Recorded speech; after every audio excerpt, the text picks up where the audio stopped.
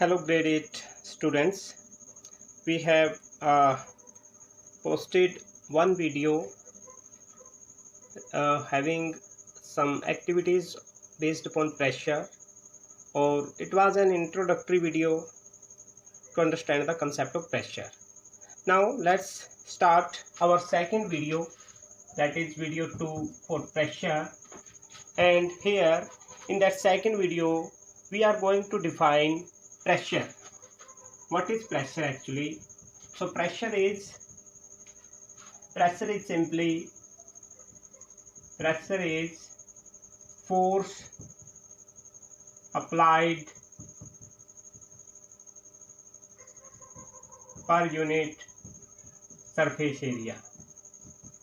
Force applied per unit surface area of an object, you can say, of an object. Okay, when we are applying some force to an surface area, let we are applying this force here, that we are applying a force to that surface area, that much surface area.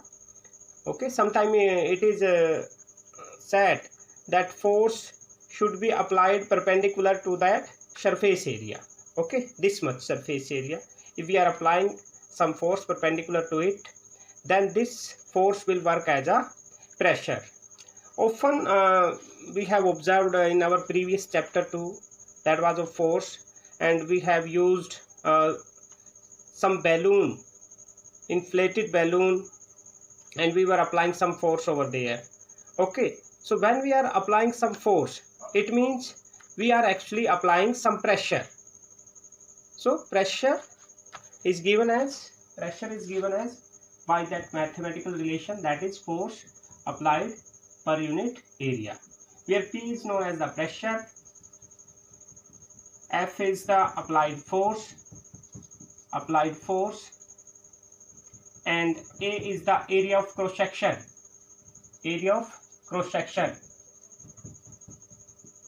at which force is applied,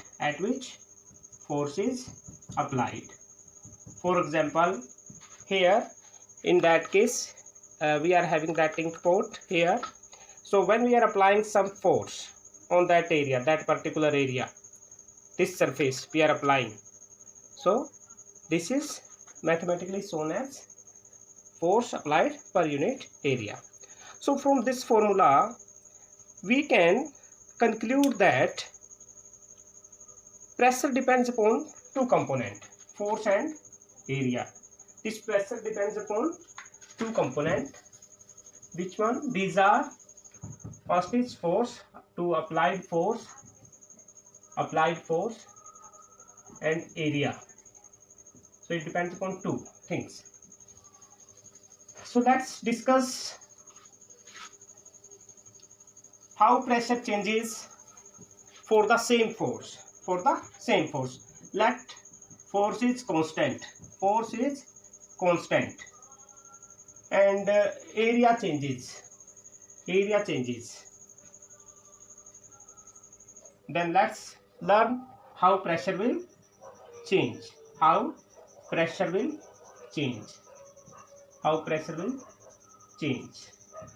So my dear student, with that above example, with the help of that formula given here, we can show that as soon as area is less, more pressure will be there, but condition is such that this pressure should maintain constant. Let's compare it. Let force is 2 Newton. And area of cross section is 2 centimeter square. Then what will be pressure? According to formula, the pressure will be 2 Newton upon 2 centimeter square area. We need to convert this 2 centimeter square into meter. So how we can change? We can change by using these conversions. 1 centimeter can be changed into meter by dividing by 100. Similarly, if it is given in millimeter, that is 1 mm, then 1 mm is equal to 1 by 10 centimeter. Then further 1 by 10 centimeter can be converted into meter by dividing 100. That is, it comes to be 1 by 1000 meter. So please don't forget to learn these conversions. 1 centimeter is equal to 1 by 100 meter, and 1 mm, that is millimeter, is equal to 1 by 1000 meter. So using here in this formula, like 2 Newton is same, then for 2 centimeter it can be used here. For 2 centimeter, 1 centimeter can be converted into 1 by 100, and its square is given over here. Okay, so it comes to be 2 will cancel out 2, and 1 by 100 square will be equal to, like that, 1 by 10,000. When we are going to square it, it is going to be 10,000, and it will go to the numerator, and finally it will comes to be 10,000 Newton per meter square. This Newton per meter square is the unit to measure this pressure. So SI unit of pressure is Newton per meter square, or it is equal to 1 Pascal. So either you can define SI unit of pressure in terms of Pascal, and 1 Pascal is equal to 1 Newton per meter square. Okay, dear student. So let's repeat same activity, same numerical, when area becomes 2 mm square. Okay, so how it will be changed from this conversion? This can be written as 2 upon, because force is maintained constant here, 2 into, for 1 mm we can write down 1 by 1000 meter and its square. Okay, 1 mm square will be, because 1 mm was equal to 1 by 1000 and its square is given. So again 2 can be cancelled out with 2, 2 can be cancelled out with 2, hence further it can be written as 1 into square of 1000 will go to the numerator, and it will come to be that much amount will be there, Newton per meter square. So you can see as soon as area is decreased, pressure is increased. So we can conclude that pressure increases as soon as area is decreased, provided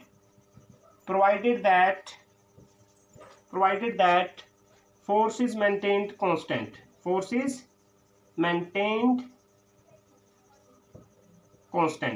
For both the cases, when force is same, so my dear student, we can conclude that lesser the area, more and more will be pressure. These applications have been used. Later on we shall discuss so many applications of that one. Okay, so this is how even we can show that how pressure variation takes place. Wait. So dear student, with that numerical, we are able to conclude that lesser the surface area on which we are applying force, greater will be pressure. This property helps us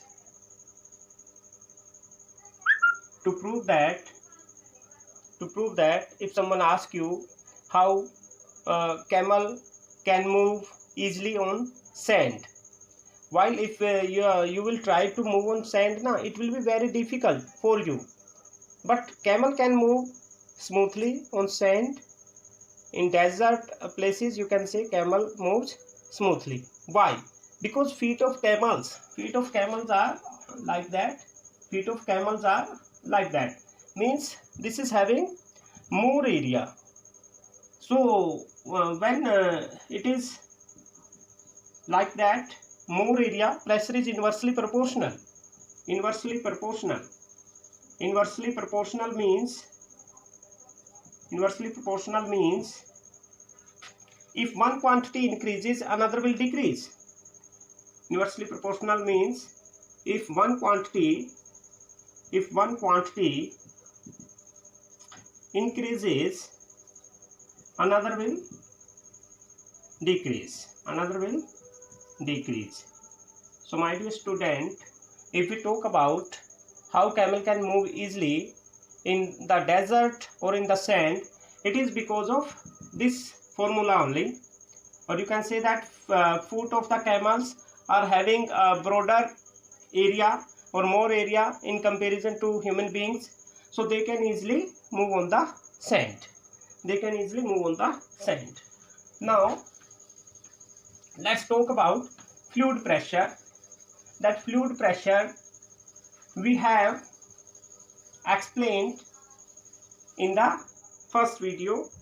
Fluid pressure, simply to know about fluid pressure, first you need to know about what are fluids. So my dear students, fluids means that all gases or mixture of all gases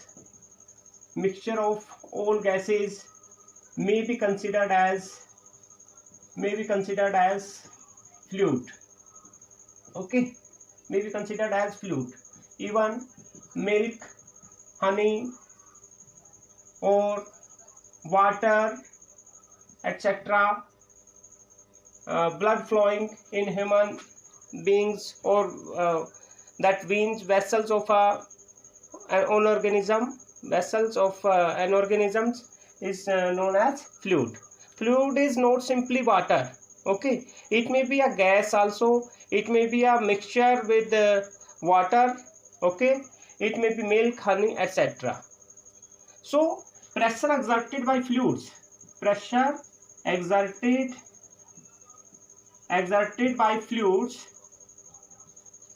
is known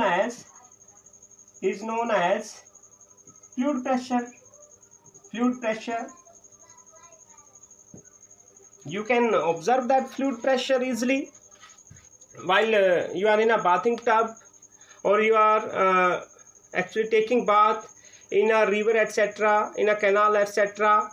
You may feel there is a less weight when you are inside some fluid.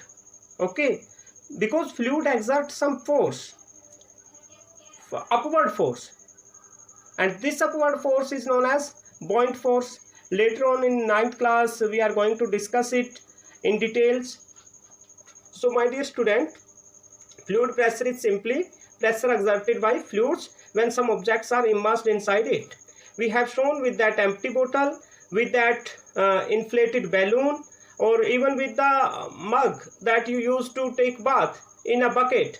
When you were pressing it inside the water, it was coming out with a force, and that was the buoyant force. And it depends upon only on that upward force exerted by fluids whether the object will sink inside the fluid or it will float on the surface of the fluid. Okay, if weight of the object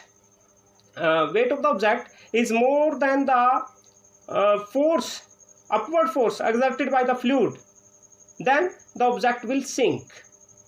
If it is less than that upward force exerted by fluid, it may float on the surface of that fluid or liquid.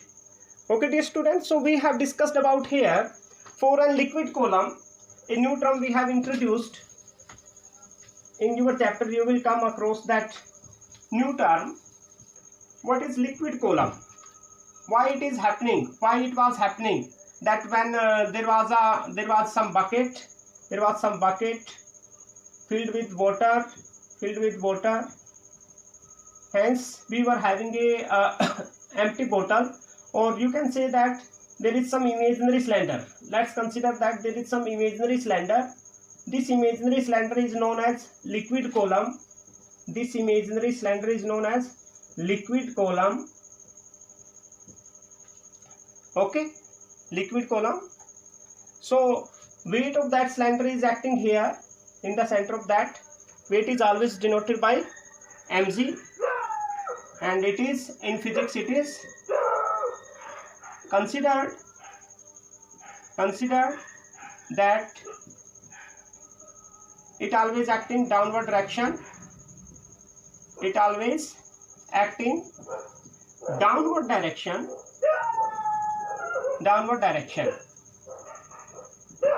Even you can say that it is a force itself. Okay, when that much force was acting in the downward direction, so some force because of that fluid will act in upward direction. If that upward force, this upward force is termed as buoyant force also. If this buoyant force is greater than weight of that liquid cylinder, or that it is some empty bottle that we have immersed in the fluid, then it will go back to the surface, or it will float on that fluid.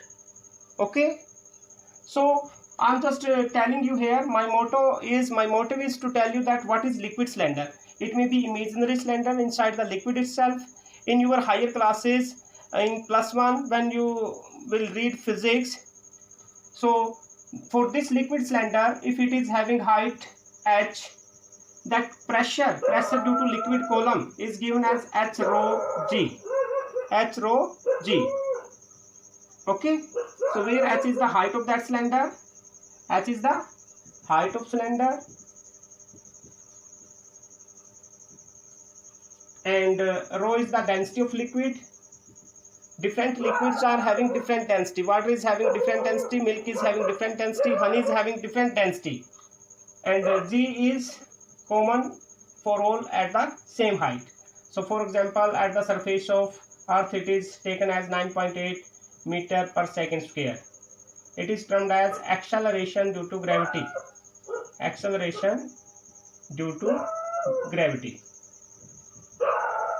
So my dear student, you need to learn that formula. Pressure inside the fluid is given as h rho g, where h is the height of liquid column, rho is the density of liquid, and g is the acceleration due to gravity. So for pressure, only height may change. This for the same liquid, density will be same and g will be same throughout the liquid. Okay, dear student. So that pressure depends upon the height of the column. Means more the height of the liquid column, more will be pressure exerted, or more will be pressure experienced by that column. That we have seen, we have shown you in the activity itself. When there was less water in the bucket, then this bottle was coming upward with less force, but when it was immersed in more liquid, it was coming with greater force. That is how, although this formula is not given in your book, it is beyond your book, but a liquid column concept was mentioned over there. So for a liquid column, pressure is given by this formula. You need to learn about that. Okay, so next in our next video we shall discuss about atmospheric pressure with the help of few activities, and